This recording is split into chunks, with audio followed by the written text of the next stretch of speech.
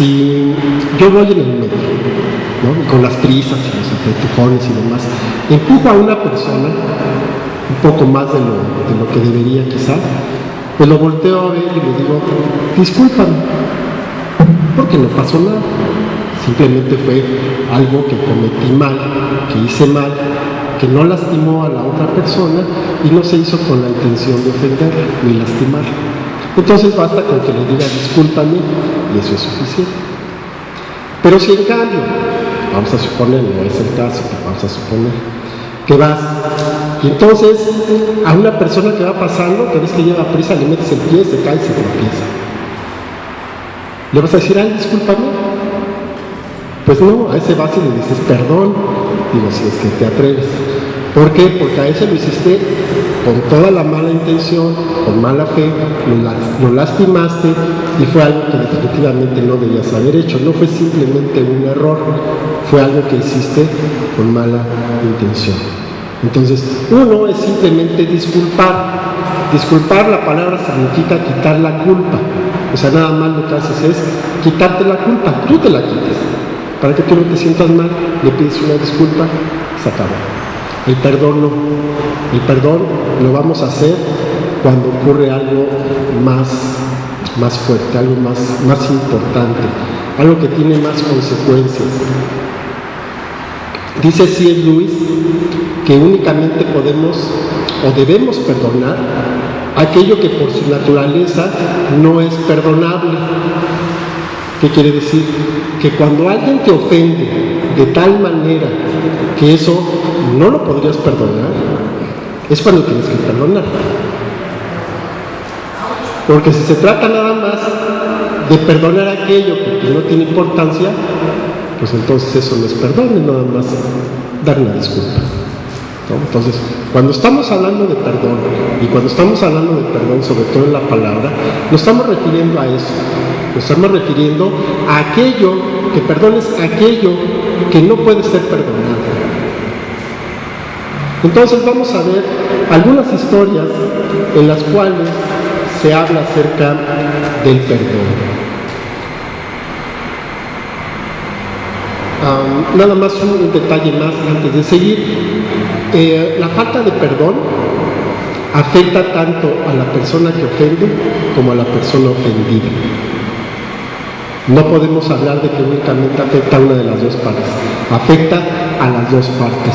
Roba la paz, mete culpa, te quita el sueño, te puede provocar hasta enfermedades.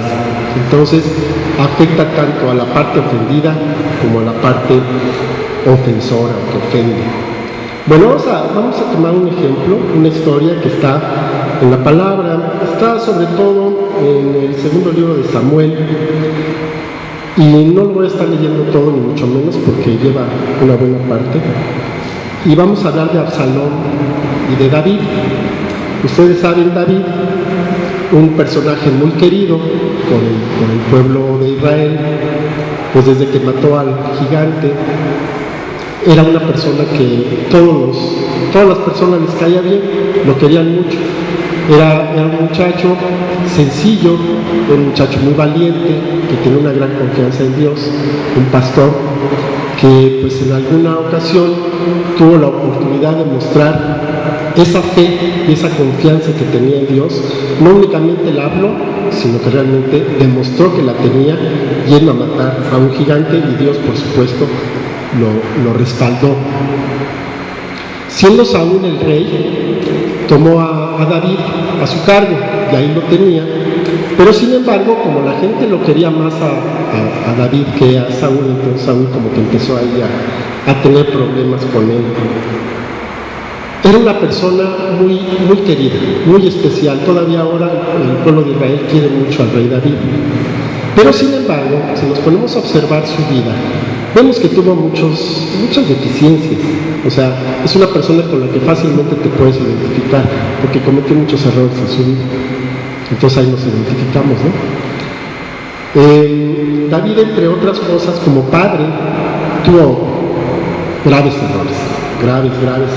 Uno de ellos, pues lo vemos en el caso de Amnón y Tamar, si se acuerdan. Tamar y Amnón, su medio hermano, que la violó. Y pues David no hizo nada, no hizo absolutamente nada. Mejor Absalón fue y vengó la violación de su hermana. También lo vemos en el final de los días como Adonías, otro de sus hijos, pues quiere usurpar el trono, quiere darle madruguete a Salomón. Entonces ahí podemos darnos cuenta que realmente David como padre pues no fue muy bueno. Otro caso fue por supuesto el caso de Absalón. Absalón, todavía en vida de su padre, pues quiso usurpar el trono. Lo que hacía es de que se iba a la puerta de la ciudad y entonces a los que iban llegando pues les preguntaba qué se les ofrecía. Y pues yo me los puedo imaginar ahí transando con ellos, no, mira David, pues él está muy ocupado, no te va a hacer caso, pero dime qué necesitas, yo te ayudo. Y les ayudaba. Entonces, pues la gente empezó a buscar más a Absalón, que era mucho más accesible que buscar a David. Entonces se hizo de un grupo de personas, se hizo de un ejército y pues quiso usurpar ese trono. De hecho, pues él fue proclamado rey en Hebrón y cuando se enteró de esto, David salió corriendo, salió huyendo porque temía por su vida. O sea, Absalón era capaz de matar a David con tal de quedarse con el reino. Absalón huye, salen sus generales a defenderlo y todavía David dice que bueno, está bien, vayan por él, pero no vayan a lastimar, porque pues él lo quería mucho. Joab lo mata y entonces David llora a su hijo más que la victoria que pudo haber tenido, tanto así que Joab va y le dice, oye, estás avergonzando a toda tu gente, porque pues resulta de que todos salimos a defenderte y tú estás llorando como si hubieras perdido.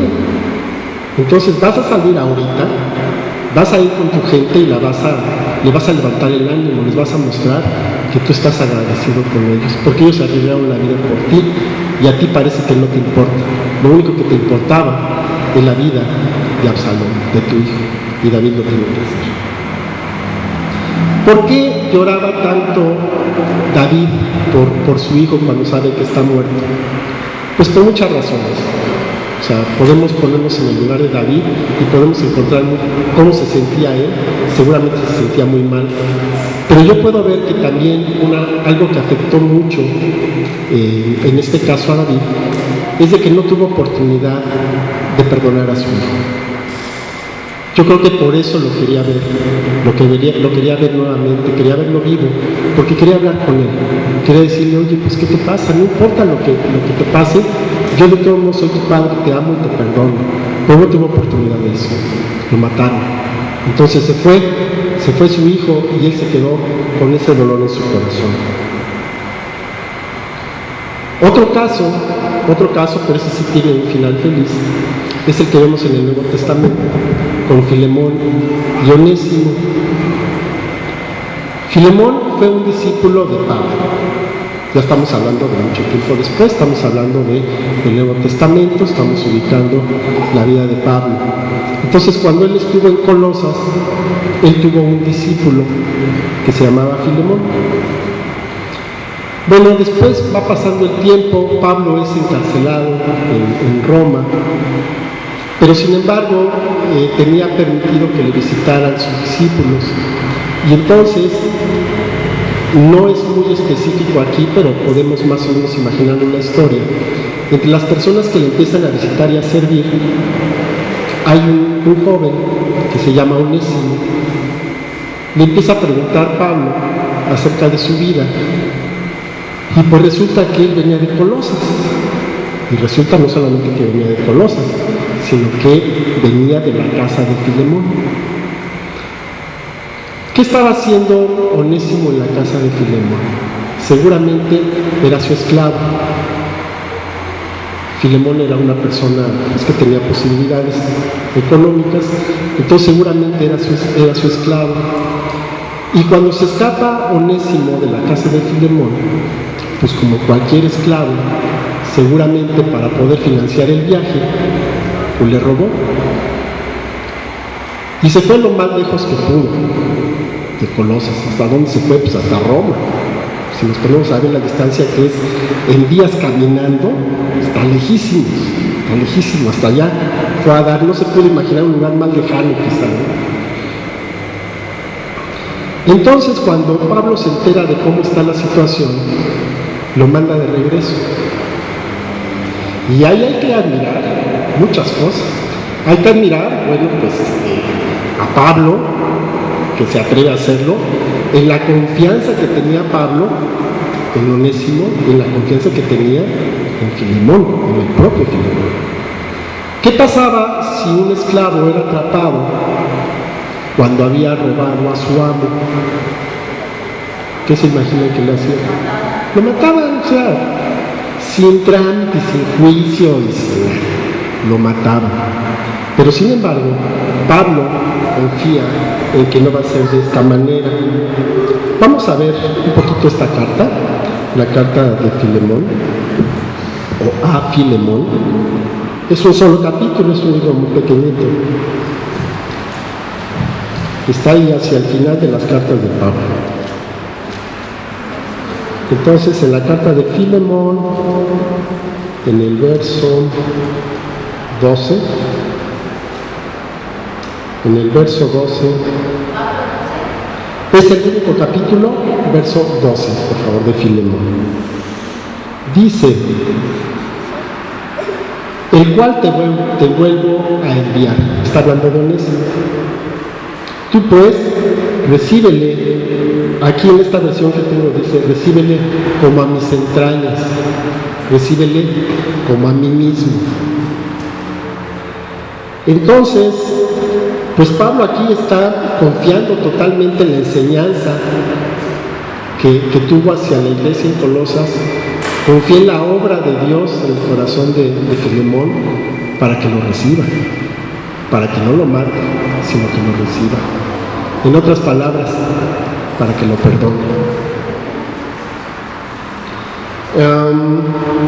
Aquí en el 17-18 dice: así que si me tienes por compañero, recíbele como a mí mismo, y si en algo te dañó o te debe, ponlo a mi cuenta.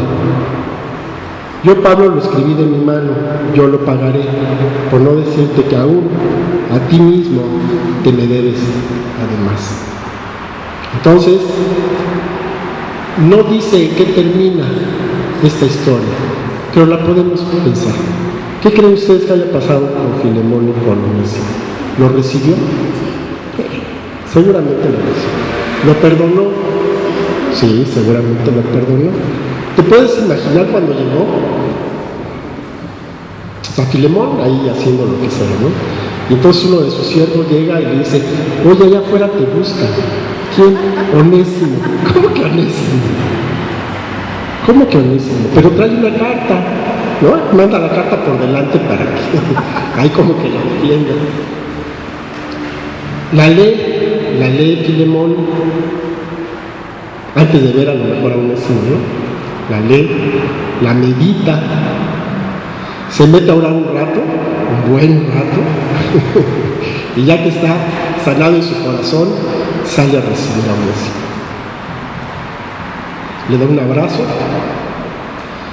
y el otro a lo mejor le quiso decir algo: no te preocupes, pásale, esta es tu casa.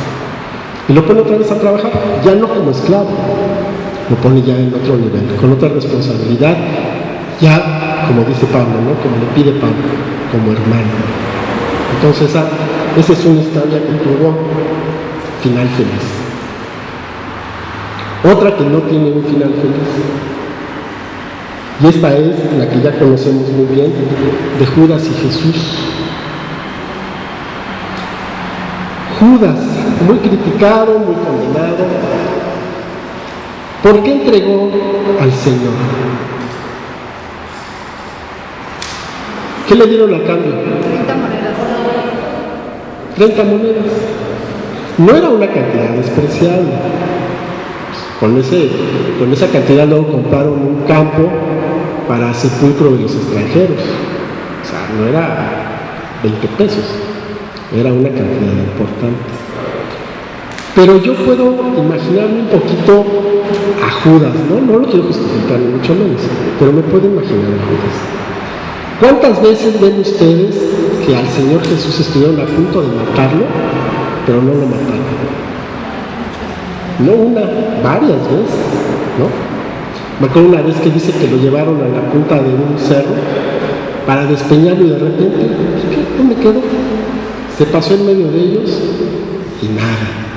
Entonces pues Judas decía, no, pues aquí a mi cuate no le hace nada, ¿no? Si yo lo entrego, no importa que vengan contra él, de todo modo se va a escapar. Pero, para sorpresa de Judas, en esa ocasión, el Señor Jesús no se escapó. En esa ocasión, el Señor se entregó su vida para que fuera muerto en la cruz. Cuando Judas ve esto, cuando se da cuenta de que lo que hizo fue una cosa terrible y tremenda, va y devuelve las monedas. Y después de que devuelve las monedas, va y se ahoga. ¿Por qué lo hizo? ¿Estaba arrepentido? No estaba arrepentido, tenía culpa, pero no estaba arrepentido. Entonces, en esa situación de que él no estaba arrepentido, la culpa fue tan grande sobre de él que no puede consumir, no puede continuar adelante, no puede continuar haciendo lo que tenía que hacer. Y él no se pone a pensar en la enseñanza de Jesús, o sea, nos damos cuenta de que pues todo lo que escuchaba y demás, pues él andaba en otra onda, ¿no? Porque quizás se debió haber acordado de que Jesús le había dicho que tres días después iba a resucitar, que les había dicho que él iba a ser entregado para morir. Nada de eso se acordó. Él se quedó con su culpa y fue y se ahorcó por la culpa, porque no recibió el perdón del Señor, de la persona a la que ofendió. Otra historia, en el mismo momento histórico, exactamente en el mismo momento histórico, pero también con una persona que lo ofendió, con Pedro. Jesús anuncia que va a ser entregado y que todos van a salir corriendo. Y entonces Pedro era así como que muy aventado, no reflexionaba mucho las cosas, él las soltaba como va. Entonces dice, no Señor, aunque todos salgan, yo voy a estar contigo. Dice, ay Pedro, antes de que cante el gallo vas a negar 3 veces. No, Señor, como crees, me confundes yo, Pedro, jamás. Eso nunca lo voy a hacer. Vamos a leerlo, por favor, en Mateo 26. Mateo 26, del 33 al 35.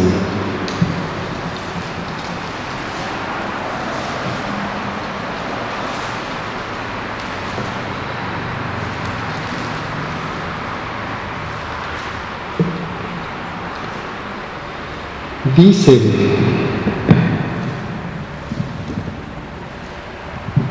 y respondiendo Pedro le dijo, aunque todos sean escandalizados por ti, yo nunca seré escandalizado. Es una versión diferente, ¿no? Jesús le dice, de cierto te digo que esta noche, antes de que el gallo cante, me negarás 3 veces. Y le dice Pedro, aunque me sea menester morir contigo, no te negaré. Y luego, todos los discípulos dijeron lo mismo. Todos dijeron, no, todos aquí, estamos contigo, nosotros te apoyamos, Señor, no te preocupes por nada, cuentas con nosotros. El Señor sí tenía que preocuparse, porque pues imagínate, si contaba con ellos, pues no contaba con mucho. Pero entonces vemos que Pedro sigue al Señor una vez que es arrestado. Una vez que es arrestado, todo el mundo sale corriendo y Pedro lo sigue. Pedro y Juan lo siguen, de lejos, eso sí, de lejos. pero lo siguen, por lo menos. Los demás, quién sabe dónde andaron, ¿no? Quién sabe. Entonces, estando Jesús en un concilio, Pedro lo va a negar 3 veces, como vemos aquí adelantito, en el mismo 26, Mateo 26, del 69 al 74. Dice, y Pedro estaba sentado fuera en el patio, y se acercó a él una criada diciéndole, tú con Jesús el Galileo estabas. Mas él negó delante de todos diciendo, no sé lo que dices. Saliendo él a la puerta, le vio otra, y dijo a los que estaban ahí, también estaba con Jesús Nazareno. Y negó otra vez con juramento, no conozco al hombre. Y un poco después llegaron los que estaban por ahí y dijeron a Pedro, verdaderamente también tú eres de ellos, porque aún tu habla te hace manifiesto. Entonces comenzó a hacer imprecaciones y a jurar diciendo, no conozco al hombre. Y el gallo cantó enseguida. Al decir imprecaciones, ¿qué quiere decir? Pues empezó a decir groserías, empezó a decir maldiciones. No, pero te estoy diciendo que yo no lo conozco. ¿Quién sabe qué tanto habrá dicho más? En el Evangelio de Lucas se añade un detalle que es muy terrible. Es Lucas 22. Lucas 22, 60 y 61.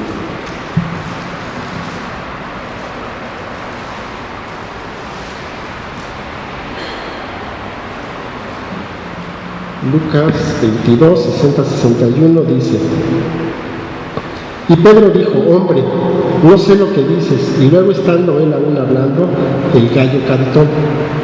Entonces vuelto al Señor, miró a Pedro, y Pedro se acordó de la palabra del Señor, como le había dicho, antes de que el gallo cante, me negarás 3 veces. Y entonces, bueno, pues aquí vemos cómo se acordó, y también dice que lo miró en ese instante. ¿Qué pasó con el buen Pedro? En ese momento, ¿cómo se sintió? Mal. ¿Sintió que traicionó al Señor? ¿Creen ustedes que sintió que traicionó al Señor menos que Judas? Yo creo que no. Yo creo que para él se sintió exactamente igual que Judas. Se sintió exactamente igual. Pero con una gran diferencia.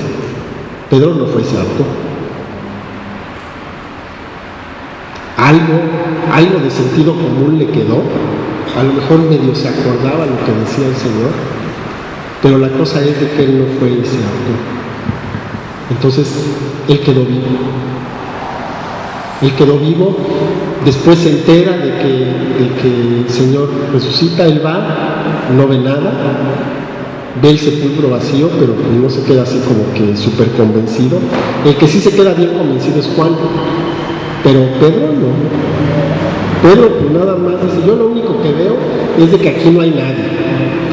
Pero de ahí a que haya resucitado, quién sabe, no se queda muy convencido. Después aparece el Señor a los discípulos cuando no estaba Tomás, se vuelve a aparecer cuando está Tomás. Digo, ya debería de estar bien convencido el buen Pedro, ¿no?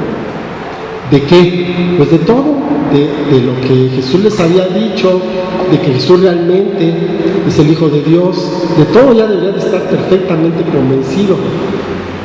Y sin embargo, en un momento que está con los discípulos, en vez de irse a predicar la palabra, ¿qué es lo que hace el bueno de Pedro? Se va a pescar. O sea, a lo mismo que se dedicaba, a lo que el Señor le dijo que ya no lo hiciera, mucho tiempo antes, años antes, le dijo que ya dejara las redes, se regresa a pescar. Y lo peor de todo, los discípulos van con él. Como de alguna manera él es el líder, y dice, vamos a pescar, y dijeron todos, pues vamos a pescar, pues es lo que hoy nos corresponde hacer en el ministerio, ¿no? Entonces vamos a pescar. Entonces, pasa toda la noche tratando de pescar y por supuesto no pescan nada. Al otro día se les aparece el Señor en la playa y les pide de comer.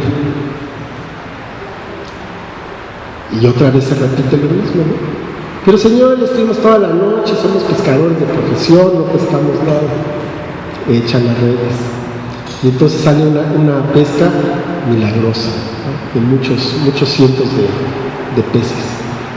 Entonces se acuerda Pedro. Y además es muy curioso porque dice que estaba desnudo. Y cuando oye esto, entonces se viste, se pone la túnica y se lanza al mar. Digo, uno lo hace al revés, ¿no? Vas a nadar, pues te la quitas. Pero bueno, así le hace el buen Pedro. Entonces cuando llega está el Señor con un pescado que lo está asando. Pues, ¿para qué les pidió de comer si ella tenía su desayuno? Pero era nada más para poder tener el pretexto de hablar con ellos, de que se dieran cuenta de que Él era Jesús. Después de que pasan un rato juntos, Jesús llama aparte a Pedro y le pregunta 3 veces si lo ama. ¿Por qué le pregunta 3 veces? Pues porque Pedro lo negó 3 veces. Y en cada una de ellas, Jesús lo que hace es confortarlo, decirle en su corazón: no te preocupes, hombre, aquí estoy. Me negaste, bueno, sí, fuiste débil en ese momento, pero no te preocupes, aquí estoy. Yo te perdono. Y te perdono de la manera como debe de ser, ¿no? Perdono y olvido. Olvídalo. No pasó nada. Apacienta mis ovejas. Aquí te los encargo. Pedro, después de eso, pues yo creo que ya se sintió, ¿no? Ya sentía que se había reconciliado con el Señor, las cosas nuevamente le sonreían y fue entonces capaz de hacer todo lo que hizo. Posteriormente, por supuesto, con la unción del Espíritu Santo. Pero su corazón ya estaba listo para recibir la unción. Si no hubiera recibido este perdón de parte del Señor, no sabemos, pero probablemente no hubiera podido hacer todo lo que hizo. Se hubiera quedado un paso atrás porque pues tenía esta carga encima que no le permitía hacer todo lo que el Señor le estaba mandando, todo lo que el Señor le mandaba de él. Pedro necesitaba el perdón de Jesús. Jesús lo sabía y fue expresamente y lo perdonó. Y ahora les quiero platicar la historia, esto no está en la Biblia, de otra persona. En ocasiones como que, no sé ustedes, ¿verdad? Pero yo a veces como que veo la Biblia y digo, híjole, qué padre, ¿no? Pero pues es que estos eran personas muy especiales. Pero les voy a presentar a una persona, ¿yo no?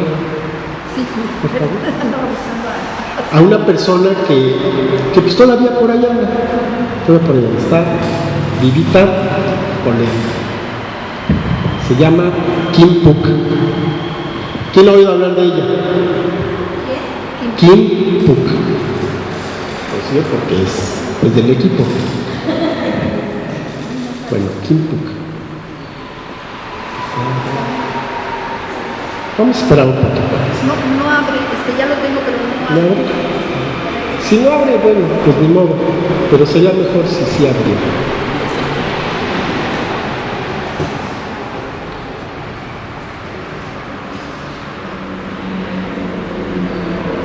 Bueno, les voy contando un poquito de quién es Kim Phuc. Hace muchos años, el 8 de junio de 1972, estaba la guerra de Vietnam. Entonces, pues uno de las armas favoritas que tenían, sí, ponemos la primera, por favor, gracias. Una de las armas que tenían los gringos en aquel tiempo eran unas bombas de un químico que se llamaba napalm. Entonces se usaba para desfoliar, o sea, para quemar la vegetación, porque los vietnamitas pues, se escondían en la vegetación y hacían de las suyas. Entonces, para evitar esto, rociaban en algunos lugares con napalm, de manera de que no se pudieran esconder. Bueno, les decía, esto fue el 8 de junio de 1972. El año pasado se cumplieron precisamente 40 años de esta fotografía. Esta fotografía en su momento ganó el premio Pulitzer. Estoy seguro que todos ustedes ya la habían visto, aunque no sabían de quién era. Esta fotografía la tomó un fotógrafo vietnamita que se llama Nick Ut, que cubría la guerra en ese tiempo para la agencia AP, y la sacó en las afueras de Trang Bang, una aldea donde se ordenó el bombardeo ese día, el 8 de junio de 1972. La niña que se ve ahí corriendo, la que está en medio, es Kim Phuc. Ella tenía 9 años. Salió corriendo desnuda. Ellos estaban refugiados en una pagoda. Cuando empezó el bombardeo, se asustaron y salieron. Entonces, estando afuera, los alcanzó una de las bombas. Entonces aquí vemos que va corriendo Kim. El niño que está al frente es su hermano mayor, que murió. El niño que está atrás, volteando a ver a los soldados, es su hermanito menor. Y los dos niños que están de este lado son sus primos.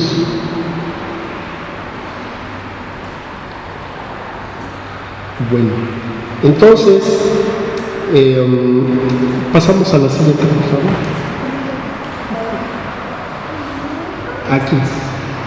Aquí vemos a la niña, yo creo que sí se alcanza a distinguir, con las quemaduras que tiene en el brazo izquierdo, y tiene ahí va corriendo con la mirada perdida.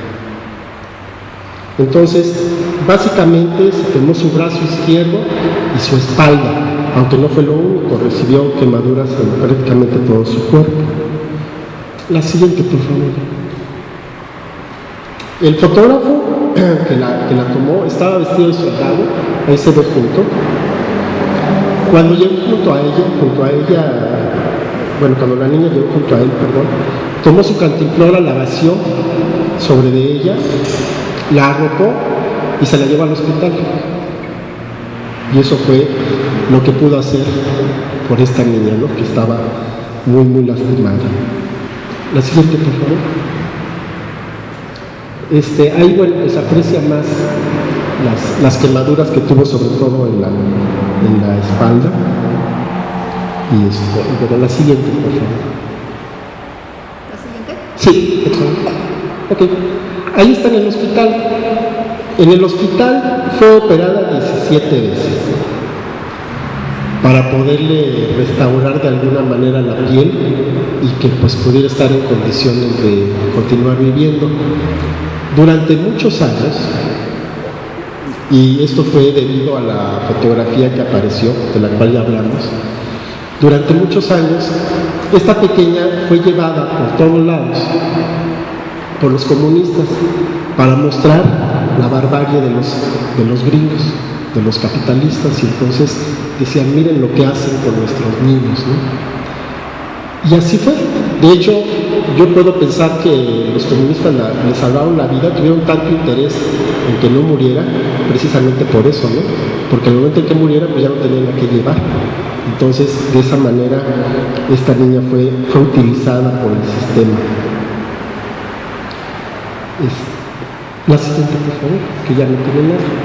Entonces aquí les voy a contar algunas otras cosas. Pudo aprender inglés en su muy difícil, la anterior, la que no tiene nada. Gracias. Por eso la puse así. Pudo aprender inglés y estando todavía en Vietnam se convirtió al cristianismo. Después de un tiempo fue enviada a Cuba. En Cuba empezó a estudiar medicina, ella quería estudiar medicina. Ahí aprendió español. De hecho hay una conferencia, si pueden luego la ver en YouTube. ¿Y habla español? Habla un español bastante bueno. Y se casó con Bui Toan. O sea, así se llamaba, pues qué hacemos. un joven vietnamita que conoció en la residencia de estudiantes. Le compartió de Cristo, también se convirtió, y en 1992 se casaron. De luna de miel se fueron a Moscú. Yo no me he ido a Moscú de luna de miel, pero pues ahí los mandaron, ¿no? Ahí hubo oportunidad de irse y se fueron a Moscú. Cuando volaron de regreso a Cuba, hicieron escala en Terranova, en Canadá. Y estando ahí, bueno, en el vuelo ya cuando iban a llegar a Terranova, ella le propone a su esposo, oye, vamos a desertar. Y el otro no quería, tenía miedo, porque si los sorprendían en esto, pues regresando los iban a matar o los iban a meter a la cárcel toda su vida. El caso es de que dice que se puso a orar ahí en el avión. Dijo, bueno, pues si hay alguna oportunidad, pues nos quedamos. Y si no, pues le seguimos, ¿no? Ahora sí que si vemos que hay una opción clara, entonces la aprovechamos.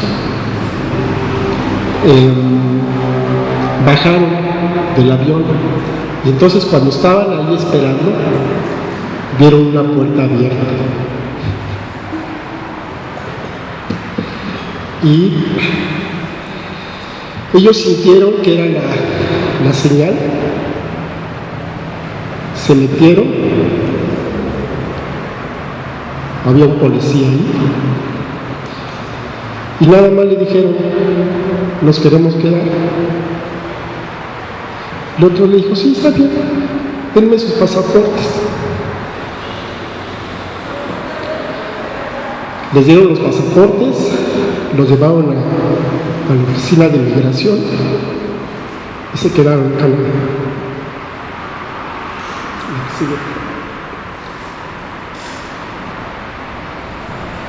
Bueno, pues ahí está aquí su esposo y sus hijos. Pero sin embargo, a estas alturas, que todo le había salido bien a Kim y a su familia, podían vivir ya en otro ambiente y estar en paz. Todavía Kim no se sentía bien, todavía tenía mucho dolor en su corazón y no podía pues llevar la vida que ella hubiera querido llevar. Ellos entonces actualmente viven en Toronto, todavía están allá. La que sigue, por favor. Por otro lado, el fotógrafo no nada más sacó la foto y se olvidó. Tuvo oportunidad de ir a verla en Vietnam algunas veces y pues hacer alguna relación con ella. La que sigue, por favor. La que sigue, por favor, ¿no? Ahí está él con la foto que pues lo hizo famoso. Nick todavía el día de hoy sigue trabajando como periodista en Los Ángeles. Su fotografía, bueno, ya lo dijimos, es una fotografía muy importante. Se considera como una de las 10 más importantes de todo el periodismo mundial de todos los tiempos. Algunos años después, en 1996, invitaron a Kim para que fuera a hablar en la ceremonia del Día de los Veteranos en Washington. La que sigue, por favor. Ahí se encontró nuevamente con el fotógrafo, se abrazaron, se emocionaron, lloraron juntos, de poderse encontrar en unas circunstancias muy diferentes a como había sido la última vez. En esta ceremonia, la que sigue, por favor, Kim tomó su lugar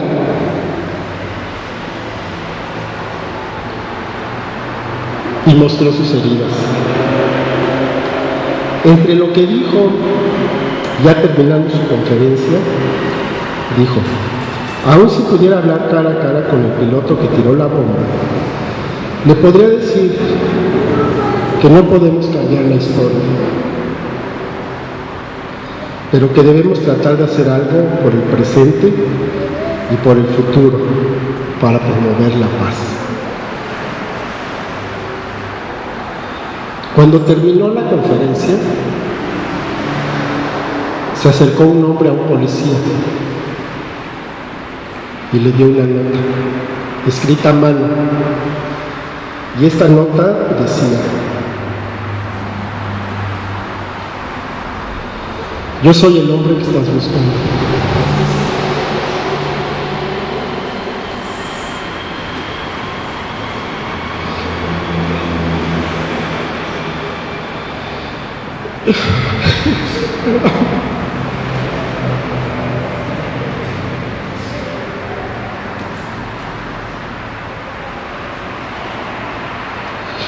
Le llevaba una nota aquí, quien la leyó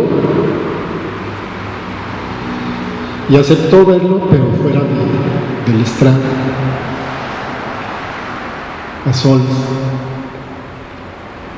Entonces, la que sigue, por favor.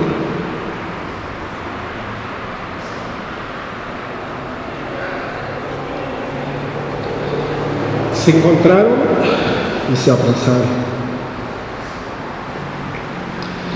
Él decía llorando: lo siento.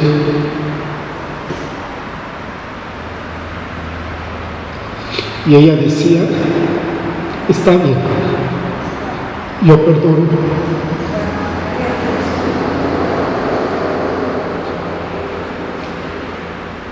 La que sigue.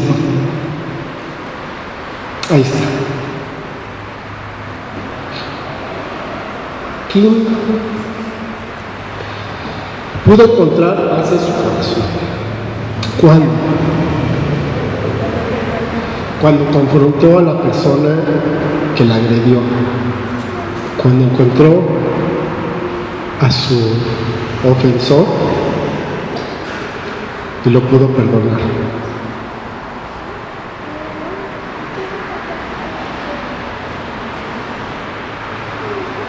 Conoció la verdad y la verdad la hizo libre. La que sigue, por favor. Amén. Ahí está. Kim, pues con dos momentos contrastantes de su vida, ¿no? Uno con su hijo, un momento feliz, y otro mostrando su brazo quemado, el peor momento de su vida.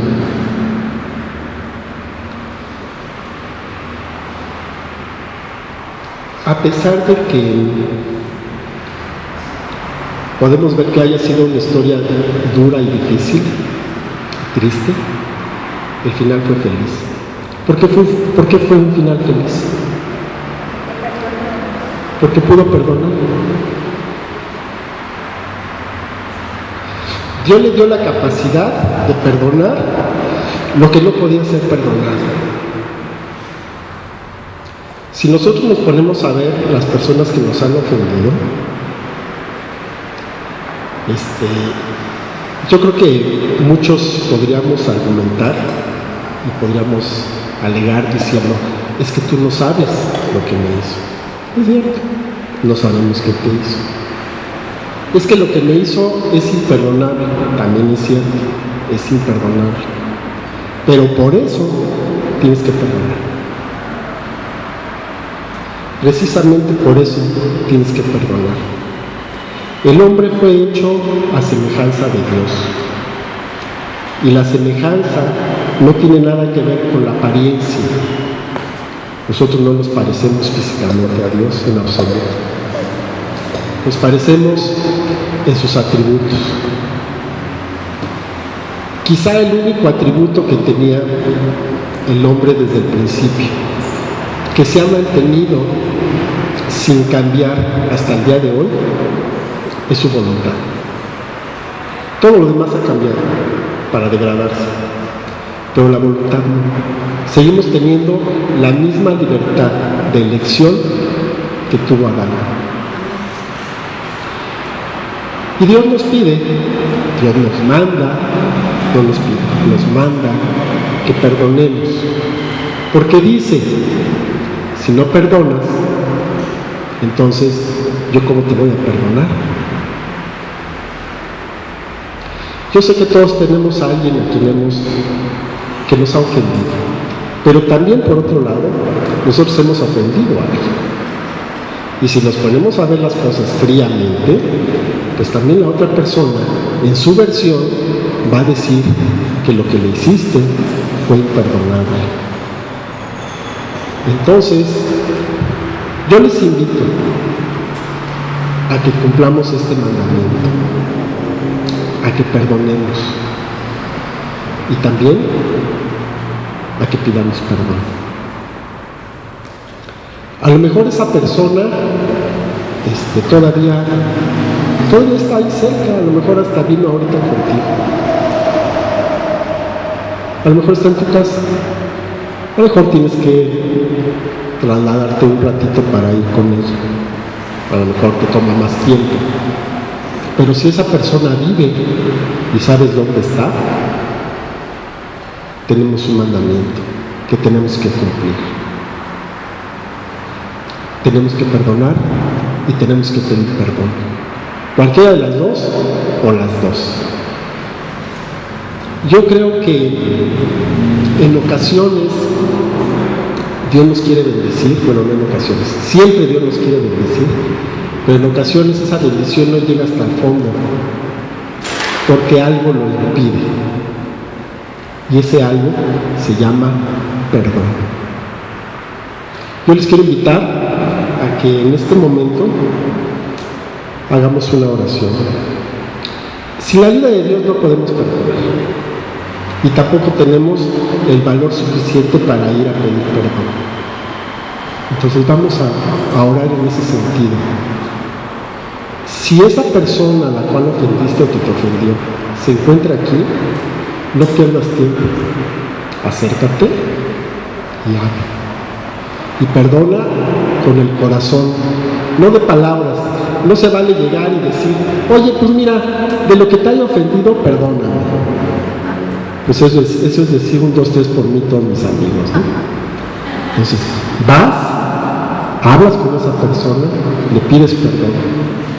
O, en su caso, le dices, oye, hace mucho tiempo yo te guardo un resentimiento por esto, pero hoy te libero, hoy te perdono. A lo mejor la otra persona ni se acuerda. A veces se pasa. Pero vamos a orar y vamos a hacer caso de esto, que es importante para que podamos tener la libertad que Dios nos ha llamado a que tengamos. Ya tenemos esa libertad, pero no la disfrutamos porque todavía tenemos un bulto que andamos cargando. Vamos a orar. Padre, te agradecemos mucho por este día, Señor, por este domingo, esta hora, y por los que estamos reunidos en esta tarde, Señor. Te doy gracias que se haya podido entregar este mensaje, mi Dios, adecuadamente, y que, Padre, haya hecho el efecto que tú querías que hiciera en los corazones de todos mis hermanos. Ayúdanos, Padre, ayúdanos, trae a nuestra mente, a nuestro corazón, aquello en lo cual hemos ofendido, para que podamos pedir perdón y para que también, Señor, perdonemos a aquellas personas que nos han ofendido. Si no están, si ya se fueron, Padre, bueno, pues de cualquier manera tenemos que perdonar, Señor, y lo vamos a hacer con tu ayuda. Danos la fuerza, danos la humildad para poder, Señor, reconocer la situación en la que nos encontramos y para poder, Señor, poner paz en esta relación. Por supuesto, Señor, te hemos ofendido a ti y también te queremos pedir perdón desde lo profundo de nuestro corazón, Padre. No como una frase, no como una palabra, sino como algo que realmente, Señor, salga de nuestro corazón para en este momento, Padre, ponernos en paz contigo. Te doy muchas gracias porque tú siempre, Señor, nos das oportunidades y queremos aprovechar esta como si fuera la última para poder, Señor, tener paz contigo y tener paz con los hombres, como es tu voluntad. Nos decía Tere, nos recordaban los 2 mandamientos principales, amarte a ti y amar a nuestros hermanos. Padre, Queremos que no haya nada que nos impida cumplir con esto. Te queremos amar con todas nuestras fuerzas, Padre. Y queremos quitar resentimientos y culpas del medio. Y lo mismo con nuestros hermanos, Padre, sobre todo con nuestros familiares, con nuestros mismos padres, nuestros hijos, hermanos. Ayúdanos, Padre, a restablecer la relación como el primer día, Señor, cuando fue informada, que sea una relación de confianza, una relación clara, una relación de amor, Padre, de ese amor que no espera nada a cambio y que sí es capaz de darle todo. Te agradezco mucho por este tiempo, Señor. Te doy gracias por la vida de cada uno, Señor, de los que escuchamos este mensaje. Ayúdanos, Padre, a cumplir con tu voluntad. Ayúdanos a no ser más rebeldes, sino a ponernos, Señor, a cuentas contigo. Te damos muchas gracias por este tiempo, Dios. En el nombre de nuestro Señor Jesucristo, sana nuestros corazones. Amén.